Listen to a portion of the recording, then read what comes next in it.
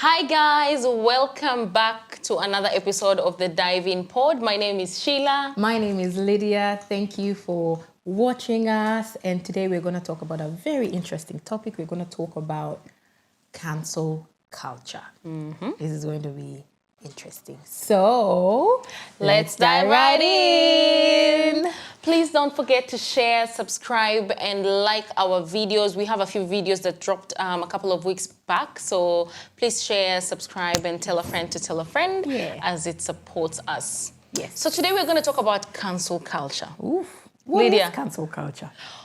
Before we even get to that, we just want to put it out there that we want to talk about it in the context of family, like close relations, relations, because I feel like it's easy for people to cancel a friend.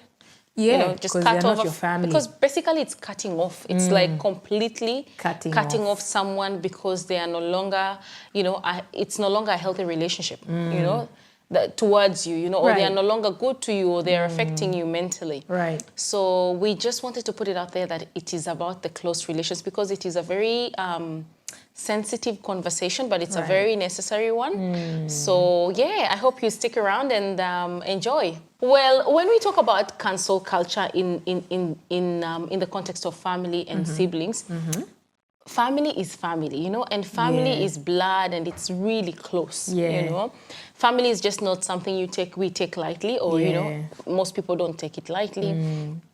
But also family can be very toxic. True. Like family can be very hurtful. They can be very negatively impacting in your life. And it's so important to know when to just cut. Like there's no other way to say it. To just cut people off and choose yourself. Delete, So today we're going to talk about that. And we hope that you will learn something from it. So like I said before, don't forget to share, like, and subscribe. So let's define the cancel culture. Like, where did it come from? In family. Cancel culture is basically realizing that, this person is toxic in your life, or these people, it can be a couple of people, that these people or this person are toxic to you to the point where it's messing with your mental health. You're not your 100% self. And you realize it and you want to cut them off, or you are at a point where you're thinking of cutting them off. And with that said, I feel like we should give them like signs so that they know the signs of what, a toxic family member could be doing. For you to actually do. I think the first one would be like someone could just simply be, throwing hurtful words at you. In fact, I feel like that's the most common one. And they're almost like a joke, but really hurtful. Backhanded comments. That's it. You could just be, hanging around with your siblings, but you say, for example, they know you're struggling with something. Could be weight loss, could be an eating disorder, could be anything, but that's all they talk about, because they obviously know it's impacting your life negatively, but that's all they talk about, Every time you pass by, someone says, oh my God, she's eating again, or oh my God, she's too fat, she shouldn't be eating. Or that's just an example.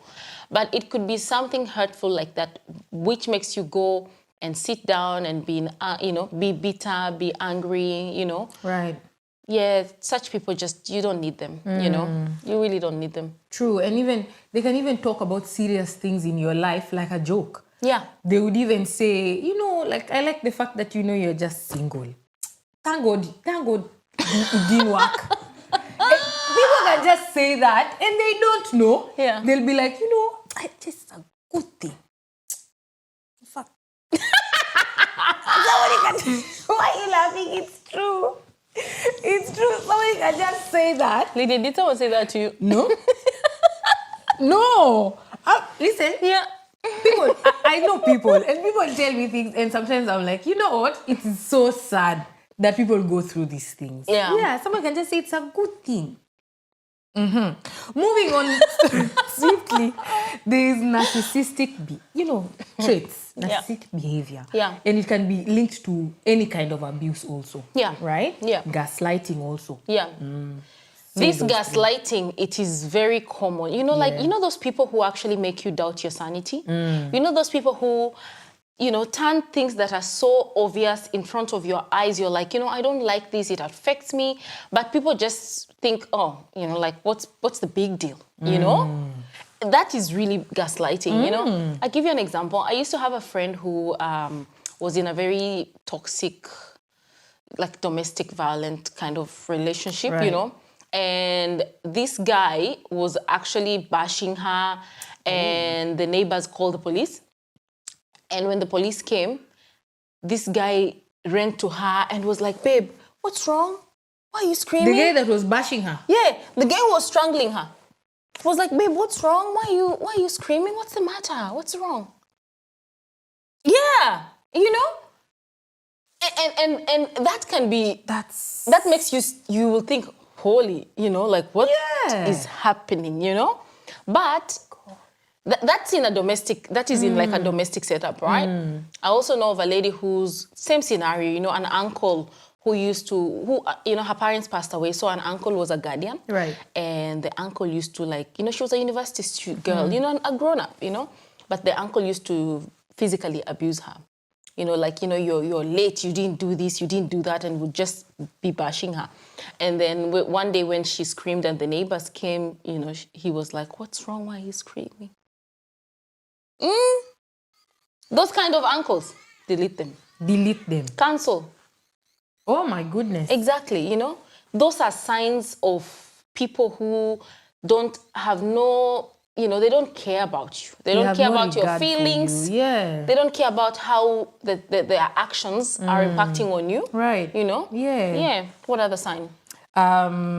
People that only love you and support you because it's beneficial. A little bit louder for the people. People who love you and support you when it's beneficial. There are a lot of them. A very good example would be, I feel like I would speak for most people who've moved abroad. People only call you and check up on you when they need something. Money. They haven't... Specifically money. Yeah. They wouldn't talk to you for years. And then all of a sudden they're like, oh, so-and-so is not feeling well. And you were just thinking, could you please help us foot this bill? They have never checked up on you. They don't even know if you're sleeping in your car to survive. I know. But they are like, please, are you good? Yes, we've missed you. Okay. When are you coming home? When are you coming home? December. So that we change this mbuzi and party. Yeah. But then you end up... And then they finish the conversation with her. So you kama unaweza.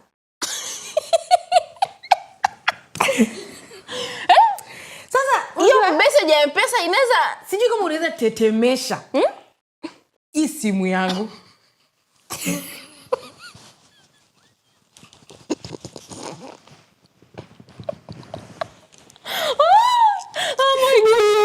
Oh my God. Listen.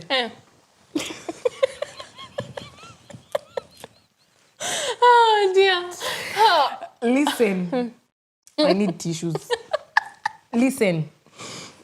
People who love you and support you, when it's only beneficial, they check up on you only because they need something. They are like, yeah, let me just check up on her, talk to her for a bit, look like I'm concerned about something, ask her how she's doing, and then 2 seconds later, I'll be like, please, send me something.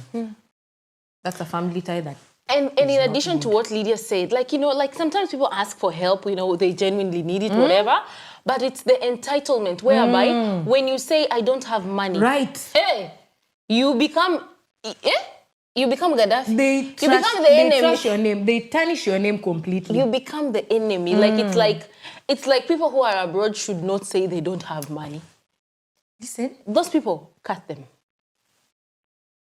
It's a sad affair. It is a sad state of affairs because people really struggle. Some people are really abroad, but they still struggle. You know, they do. When you say you don't have money, you are not allowed to say you don't have money. Like, what are you talking about? You are abroad. You're right. You're abroad. How, you know, tetemesha you M-Pesa. Anyway, guys, another trait is people who refuse to address things. Yeah. So, for example, you would have, like, for siblings especially, you would have a fight with your sibling. Yeah. A full-on fight. Yeah. Like, you feel like like you were just not agreeing. Yeah. And then it reaches a point where you feel like we need to address this issue. Okay. Everyone has relaxed, and we need to talk about it. Yeah. And then when you're ready to talk about it, they are never ready. They just don't want to address it. Yeah. They are like, forget the readiness. They just don't want. They want to sweep everything under the carpet. And the next morning they'd be like, hey, you want a pancake?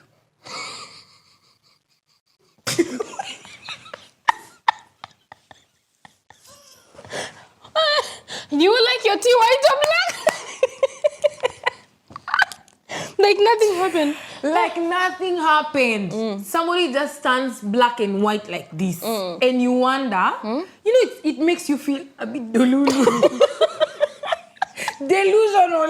Yeah. You're like, I thought we fought yesterday, but you want to address that issue. You are like, listen, it was not good for us to fight the way we did, and I want us to talk about it. They're like, no. There's nothing to talk about. Nothing to talk about. Oh, it's all good. What's wrong? It's a beautiful morning. Yeah. They are not angry, but at the same time, it's not helping because they're not considered. Exactly, you have not talked about it. And they're not considerate of how you feel or how their actions make you feel. If for them, they slept it out, they literally slept on it, like people say, and woke up and they're cool with it. Those are people who don't, then they don't realize that you bottle everything in. So today they fight you. They ask you if you want pancakes in the morning. The next day they fight you. The same thing. Another day, what's gonna happen? You're just gonna erupt. Exactly. There's a time you will erupt. Everybody just has an end point, And I feel like the more people do that to you and you allow people to do that to you, there's one day you will explode. Kabisa. And we are not ready for that explosion. No, we are not ready. Yeah. Another thing, cultural threats or curses. If you don't I'll let you have that one. If you don't send money, hautabarikiwa. You will not be blessed. I am your auntie. I am your uncle. You should send me money. It's Christmas. What is your uncle eating for Christmas? And we're not saying, don't send money to your aunties and uncles and relatives. Send. It is that entitlement which leads to threats, Utala, you'll be cast. Like if you don't help your relatives, you'll be cast, Remember how you were telling me about that story of the relative who would just call the son and say, we have already told that family you're paying their son's school fees. Right. Able tell them that story. So I know of someone who, so their son was abroad, right? Their son was abroad, and the neighbor's child was going to uni. And this son who's been abroad had been abroad for about 4 or 5 years. And then the father to this guy who is abroad calls him and tells him, we just came from a fundraiser, and you will. We just told them, our son is abroad. He will foot the rest of the school fees. He will pay that school fees. He's abroad. He will pay. And without any prior consultation, none. Any conversations, none. It is just that entitlement, right, which leads to and then if he says, look, I'm sorry, I'm not in a position to help at this point, they're just gonna say, oh, but you're supposed to help, you're abroad, Exactly. Or they can say, that is a blessing to our family, we won't get any blessings. That's true. We will be cast. Yeah. Or even parents who tell their children, I'm your parent, you should help me. Exactly. I just remembered a story. Right. There is a boy who went to study abroad and is really doing well, but then the mom works, he comes from a very well-off family, so there's mom, there's dad, everyone's doing well, both working, whatever. Right. And they have a neighbor who and their daughter is abroad as well. So this daughter had, bought a car for her mom, and stuff like that, build a nicer house. This guy was calling me, telling me, hey, how do you deal with such things? I'm like, what? He goes, my mom is telling me that, he's not going to use public means while his son is abroad. And the neighbor's daughter had bought her a car. So the mother wants a car too? Yeah. Wants a house too? Yeah, I want a car too, I'm your mother, buy me a car. I cannot be using matatus and you are abroad. Yo. And it actually became this guy actually canceled the family. He has no contact, right, with the family because, How do you deal with that? You know, and they kept comparing. You know, but Lydia has bought her mom a car. But Lydia is building. But Lydia sends money every month. You know, her mom doesn't have to work. Me, I'm using public transport. I'm doing da da da da da da. And we're not saying that this is something that you are told once and you're like, yeah, nah. This is something that you've discussed. You've actually told your parents, listen, we are not doing this because other people are doing it. I am not that person. I am not capable. Financially, you kept telling them. And the more you actually try and stand your ground, the threats come, and the curses come. And you drift apart. And you start drifting apart. You just drift apart, you know, because you know, like you're not supposed to be saying anything to your parents. You're supposed to be saying yes and amen. Right. You know, that is just the societal standards. You know, you don't tell your parents anything. If they say, oh, do this, you're like, yep.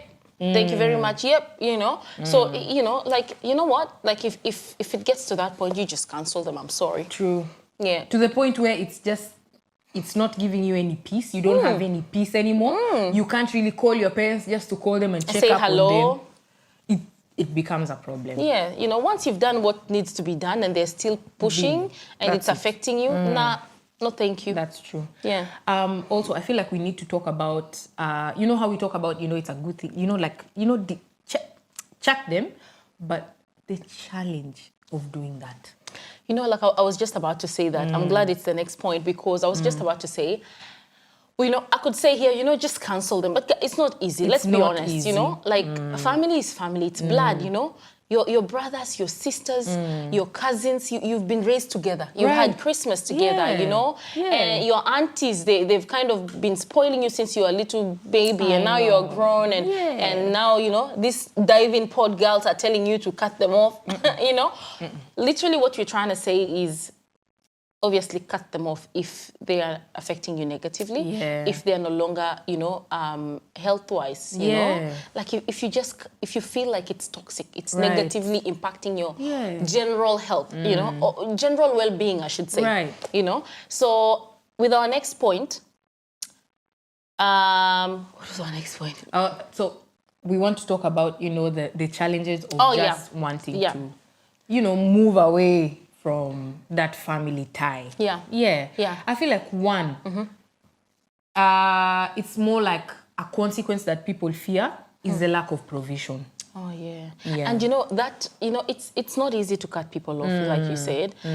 That lack of provision comes in more of an ultimatum. Right. You know, like they'll say like, if you don't do this, then I'm not doing this for you. Exactly. You know? Exactly. So if close family people, you know, the people who should be providing for you, like I'll give you an example of someone who wanted to come to Australia to come and study, you know, IT.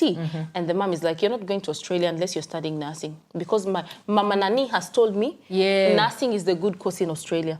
So unless you want to go and do nursing, you're not going anywhere. You know, guys, these are like one of 6 examples, right? But this is just examples of what we're trying to say is, if these things are occurring over and over, it could be today about education, tomorrow it could be about your relationship. You marry this man, or you get out of this house. You know, you go and study in this university, or we are not paying your school fees. You know, so we're talking about things that happen over and over and over until now they are affecting you. So in this case, that example of ultimatums, you know. You know, you send us money or you are cursed. You are going to hell. You know? Sad. Yeah? It's honestly sad. Yeah. So it's difficult. It's not easy to cut people off. I struggle with even just cutting friends off. You know, I struggle with just cutting friends off. So it's not going to be easy cutting people off. Another challenge that you will face is the repercussions, you know. One of them is that, say for instance, if you cut off your auntie, you're cutting off your cousins. You know, like you could have an issue by extension. You could have, you know, good relationships with your auntie, but now their children are like, Sheila doesn't talk to mom. Hey, you know, like, and it will affect you. It will. Let me tell you, it's a process. You know how people, how grief is a process. Right. Cutting people off, it's just the same thing. It's actually a loss. It's true. So it's gonna be a process whereby you're gonna hurt. You're gonna lose other people by extension. By extension, that's the word. So that's one of the big challenges that you're gonna face. Another challenge that I would think of is just judgment. Especially, a good example would be, I know of a friend of mine who doesn't talk to her mother at all. Doesn't talk to her mother. They don't talk at all. She's the only child, and she doesn't talk to her mom at all. Yeah. But the auntie knows of this, right? Yeah. So she just went back home recently. She ran into her auntie. It was unplanned. She ran into her auntie, and the auntie was like, so what's going on with your family? I hear you don't talk to your mother. What's happening? What's happening to your family? You don't talk to your mother? What's going on? Yeah. You know, as we talk to each other. Me, my kids, they call me every day. They're good kids. Yeah. Yeah. That can be I really don't know why you're triggering. not talking to your mother. And yet, she does not know the relationship that this girl has with her mom. It's the assumption that families should be perfect. Exactly. They're not. Exactly. Yeah. Families are not perfect, by the way. I feel that is so important. Yeah, families. To put families are not perfect. Let me tell you. I when I first came, this is just a bit, off the topic. But when I first came to Australia, I used to have my own challenges, with my own family, my own siblings, whatever. And I used to think, other people's family are so good. You've told me that so many times. Like I used to think, why is it that, me and my sibling are fighting over that? And, why is it that, my family is like this? Yeah. Bro, wait until I interacted with people who are mature enough to share their experiences.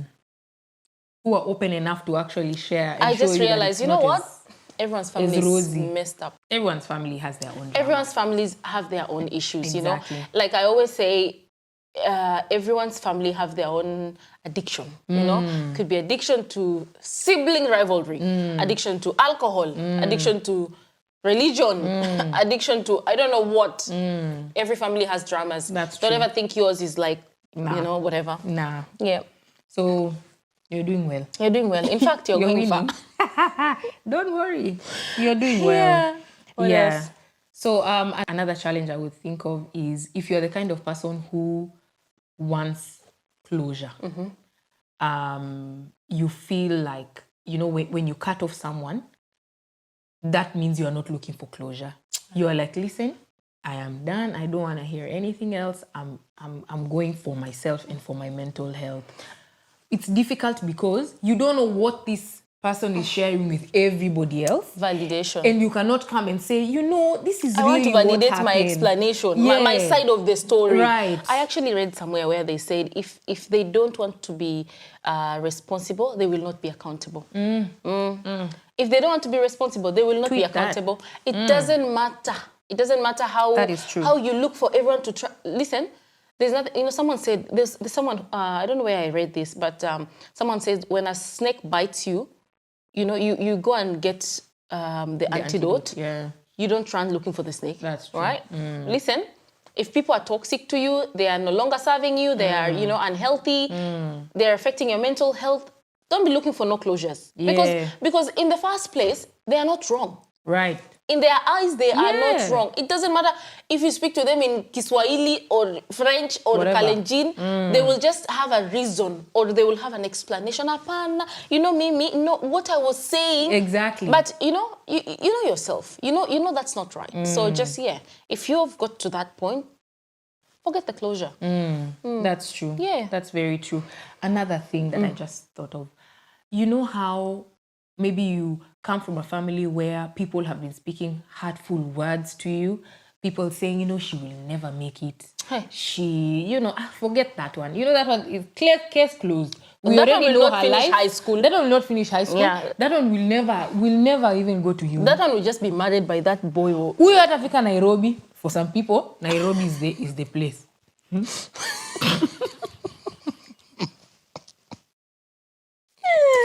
Anyway, when people say that, and people start being very judgy over your life, they're like, this one will even get kids in primary. This one will even get kids in high school. This won't one be successful. And they will not be successful. A fear that could come from that is when you cut them off, the moment where Something it hits goes you wrong. and something goes wrong, you'll be like, oh my goodness, Those words will echo. The words start echoing. So that's another fear that genuinely people have when they are trying to cut people off? I actually have someone who came to Australia with me that year that I came, and she used to have a lot of issues with her parents and stuff, and they used to be very used to say words that you really don't tell your child, right? Like, oh, you won't be successful, you won't achieve anything in life, and then one day when I think she failed a unit in uni, all she kept repeating was those words, like, you'll never be successful. Maybe this is it. Maybe I'm not meant to be here. That is so sad. Like, it's so sad. So, words are very powerful, Yeah. But I think when you're trying to cut people off and, like Lydia said, and their words are echoing in your mind, right. I'll share this. My grandmother used to say to me that if people say bad things to you, you need to remind yourself that they are not God. So they don't write your destiny. Ooh. They don't define it. They have no say in it. You will be what you want to be, regardless of what they say. Yeah. I also just remembered a Kale proverb that she used to say. Hit us, why don't you? Listen, I can't say it in Kale now. But anyway, I'll direct translate it. Okay. It said, like the snake poison doesn't react with soil. Like you can't be, like a snake, if a snake was to bite on a tree, nothing would happen, right? But if it was to bite on someone, then, there would be that, whatever. So she used to say, like, people's words, if you haven't, you know yourself, you haven't done anything wrong to them and whatever.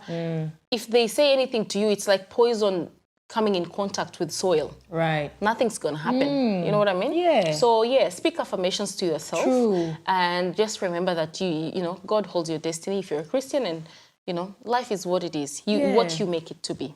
And actually with that, since we're even talking about positive, these are like solutions to the challenges that we've just talked about. One is those affirmations, Yeah. And also just trusting your intuition. Your gut feeling, yeah.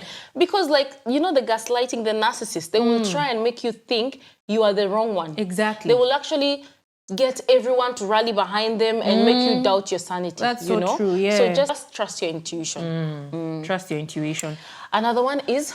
Do soul searching. Yeah. Take time, reflect, get insight, get to know yourself, and be proud of yourself for even doing it. Sometimes just saying, I want to do it, and cutting this person off, and you want applaud yourself and take your time and just reflect on it. And remind yourself and that it's not easy. Good thing, and that you're doing this for your mental health. And for yourself, and you're breaking a generational curse or something, generational cycle, of toxicity. It could be the one to start it, and as hard as it is, someone has to do it. That's true. My dad used to tell us, blood is not thicker than your mental health. Yeah. It's really not thicker than your mental health. I love that, because we are raised in a culture where it's like you are glued. You are glued to your family. It's like you're supposed to stick there. Yeah. No matter how, even if they want to kill you, just stick there. They are family. Yeah. And you know what those people will tell you? But unajua it's family. But you are related. Bro. But they're just human beings. Human beings just like you, just like me. At the end of the day, if they are family, then they should be doing right. What's right, I think. Yeah. Another solution that we would really vouch for is getting professional help. Yeah, therapy. Counseling. Counseling. Yeah. And I feel like I should say, guys, therapy is so important. It is. One of our friends, Karen, normally says that you never know. You never know you need therapy until you go to therapy. Exactly. So, if you don't see a therapist, and a therapist is not for someone who feels like, they're depressed or wherever. Like, therapy is just for all of us. Everyone, because we are all dealing. Yeah, we are all dealing with something. Yeah, different degrees of madness. Important. Yeah. My father used to say, we are all mad, just different degrees. Exactly. Yeah, so therapy is so important. And I feel like because this is more like grief, you really need to talk to someone so you can move, you can move from stage to stage to stage until you're at a point where you've accepted, you've started a new journey. And I feel like if you don't go through those stages, you keep coming back. Exactly. You'll keep coming back to, Ama, or should I? Or maybe I'm the bad one, or, and then the cycle continues over and over. They hurt you, you try and cut them off, and then come back again, That's true. So I think therapy would be handy in that scenario. Yeah. Even focusing on the things that you love. Yeah. Things that Fun. Pour into your cup. If you love music, you focus on that. If you've had a passion of, I don't know, trying tennis, you start tennis classes. Yeah. If, just focusing on the things that you love. Gym. Yeah, do things that make you happy. Yeah. Things that don't make you sit and, wallow in your, oh, I'm miserable. Right. Don't throw yourself a pity party. No. Because it doesn't really help. I think one of the other things we have talked about in terms of the solutions to the challenge of cutting people off is debriefing. And just finding your tribe and talking to them, sharing. Right. It's really good to share, you talk to people and you feel better, and you can also get their insight, But in saying that, I read somewhere that you really have to be very careful about those people that you share to, because a lot of them consciously or unconsciously might say things that are sympathizing to the abuser. Ooh. Yeah, so say you're cutting off your mother or father, and then this sympathizer, this person that you're going to debrief to keeps saying things like, maybe, no, maybe they were just having a bad day. Or, those comments, as naive and honest as they may seem, they can actually take you back to questioning yourself, And whenever we go and talk to someone, try and share, you don't necessarily expect them to be like, you're right. And that's not what you go there for. Right, yeah. But, just be mindful who you talk to, which that is why a professional therapist is better sometimes, especially when you're dealing with serious things like this that could, have a long-term effect on your mental health. Right. It's better to do it with a professional because your friend will just voice out their opinion based on what they know or their side of the story, Yeah, so I think that's important to keep in mind. True. And also for the people that believe. This is for the believers, yo. If you are a believer and you are a Christian, pray about it. That's another solution. Yeah. Just praying about it really helps. Just talking to God. Some way, somehow, He just gives you peace during the storm that you didn't expect. Yeah. Yeah. Pray about it. Nice. Pray about it. In conclusion, we would say it's not a bad thing to try and reconnect. Yeah. It's really not. But you should gauge when would be the right time to reconnect with this person. Yeah. But I feel like the best time to reconnect is when you have fully and totally healed. Yes. To the point where you have boundaries. And when you meet this person again and you're trying to reconnect with this person, you have your boundaries up. Yeah. That this person will not try and tear you down again. Exactly. Yeah, I think that's very important. Yeah. And I think from what Lydia has just said, look, sometimes I love you and bye is enough. Yeah. You don't have to reconnect, be BFFs again or have these family reunions where you go back and they just, bruise, someone just takes like a pen on an open wound and then you come back again to the same vicious cycle. Yeah. I think it's just important that you protect yourself once you have healed. Yeah, it's okay to reconnect, see them again, whatever, but just know how far you can go in terms of that reconnection. Yeah. And having said all this, I think it's important to say it's okay to forgive. Yeah. You can forgive people and just love them from afar. Or you can forgive them and still interact, like I said before, and just, have your boundaries. Yeah. And forgiveness is the first step to healing. Yeah, and forgiveness is for you. Yeah. It's not for necessarily... you. Exactly. Yeah, it's not necessarily, for them. Yeah. It's just for you. That's true. Yeah. Anything else? I think through the whole process of, cutting people off, it can be so difficult. And I feel like gratitude is key. Yeah. When things look like they are everything is just sad and you feel angry and everything around you is just negative. Yeah. Try and find gratitude in the smallest of ways and the smallest of things. 100%. Yeah, in that way you will just learn to live a day at a time. Yeah. Also journaling. You just say that and I remembered how they say writing things you're grateful for. Yeah. It's so advocate and I think it's really good. It does hope, It does. Especially when you're in the chaos, In the normal day you'll see it and you'll be like, oh, thankful for that. Yeah. But when, when everything's, when you're in the storm. Yeah. It's like you can't see it. You just think, oh my God, why is life like this, Yeah. Yeah. So, always find gratitude in everything. Yeah. Interesting. That has been a funny episode. Yeah, but really informative as well. True. You know, like we also learn as we do these videos. Yeah. And we are so grateful to have all of you with us. Yeah.